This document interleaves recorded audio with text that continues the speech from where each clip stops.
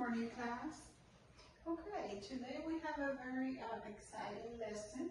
You are going to learn how to compare numbers on a number line, whole numbers and fractions too. So here's your lesson objective. You represent, compare, understand, and order the numbers on a number line. So to start with, I'm going to show you a part of a video so you can have a better understanding of this, okay? So pay attention A to the vertical video. mark showing where that amount belongs on the line. This particular version of the number line shows how the digits 0 through 9 relate to each other. It's set up so that as you go from left to right, each new number is bigger or greater than the number just before it. And as you go from right to left, each number is smaller or less than the number just before it. And do you notice that all the marks are the same distance apart? That's because each of these numbers differs from its immediate neighbors by the same amount. They're all 1 apart. Starting from 0, moving right to the first mark is an increase of 1. Likewise, moving from 1 to the next mark 2 is also an increase of 1. In other words, you just add 1 to get to the next number.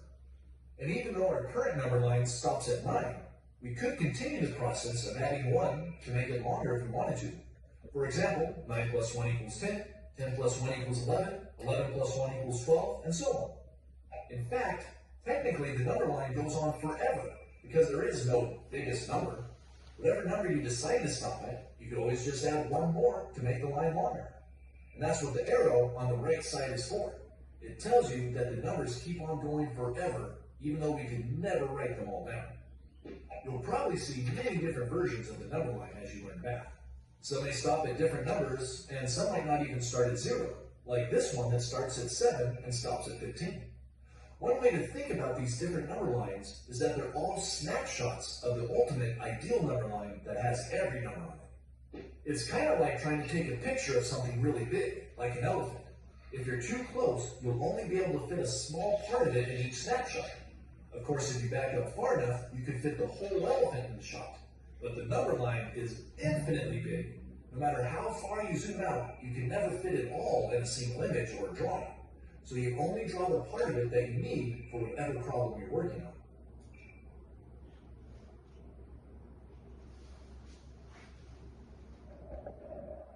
Okay, class. Well, as you saw on the video, the number line, it can be as long as you want, okay? If we move to the right, each number is going to increase. It's going to be greater. So to the right, it's greater. If we go to the right, if we go to the left, it's going to be less. Okay? So you can move one to one spaces to the right, and it's going to be greater. Okay, same thing to the left, it's going to be less. This is with the whole numbers. With the fractions is something similar. Okay, we have here a number line from 0 to 1. 0 to 1. We are going to break this into fourths. Okay, fractions. Here we have the whole number. But as the fractions on the first plot, we have 1/4, 1/2, 3/4. Okay? So same thing as whole numbers. If we move to the right, it's going to increase. It's going to be greater. It means that 3/4 is greater than 1/2. And to the left, it's going to decrease less. It means that 1/4 is less than 1/2. Okay, do you understand this? Okay, so yeah, it's pretty simple, right? To the right, great. Okay, guys, to make sure that you understood this about the number line, we're going to do this exercise together. Okay, I want you to copy these are your numbers. I want you to copy these, make two number lines, okay? So on the first one, we are going to use a number line to determine which fraction belongs in the box. Here we have from 0 to 1, it is divided into thirds, okay? 1/3, 2/3, and a whole. So look at these fractions and tell me which of these belongs in the box. Okay, great, yeah. 2/3 belongs here. So this is 1/3, right? 2/3, and the whole. Great job. Okay, so we're going to use this other number line, and we're going to use it to answer these questions. I know you already have this on your paper, so let's look at the number line and look at question number 1. It says one number is 5 spaces to the right of 4. 5 spaces, so here's the 4. We're going to move 5 to the right, okay? There's 1, 2, 3, 4, 5. 5. We're going to land on number 9, okay? So yeah, go ahead and put number 9 on the first question. Okay, question number 2 says, what number is 3 spaces to the left of 8? Now we're going to move to the left from number 8. Just 3 spaces. We have number 8 here. So 3 spaces. 1, 2, 3. We're going to land on number 5. So the answer for number 2 is number 5, right here, 5. Okay? So number 3, start at 9 and move 5 spaces to the left. Where do you land?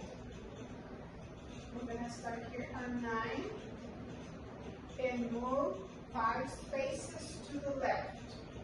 So there's 1, 2, 3, 4, 5. For number 4. Number 4. Okay? Number 4 says circle the greater number, 12 or 4. Which number is greater, 12 or 4? 12 or 4? Yes, 12. Great. 12 is greater. For number 5, circle the smallest number, 6 or 2. 6 or 2. So if we move, remember, if we move to the left, it's going to be smaller, less. So, of course, number 2 is going to be smallest, right? Number 2 is the smallest. Okay, so on your number line that you draw in your notebook, you're going to plot these numbers. 0, 7, 10, and 13. Okay, and let me know when you're ready. I'm going to be checking your work, okay?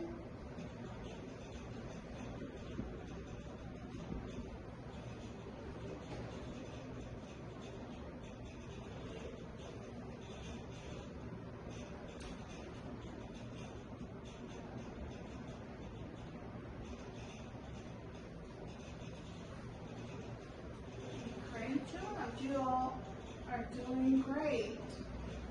I see that all of you understood this, so to close, I'm just going to ask you a question. Just 2 questions.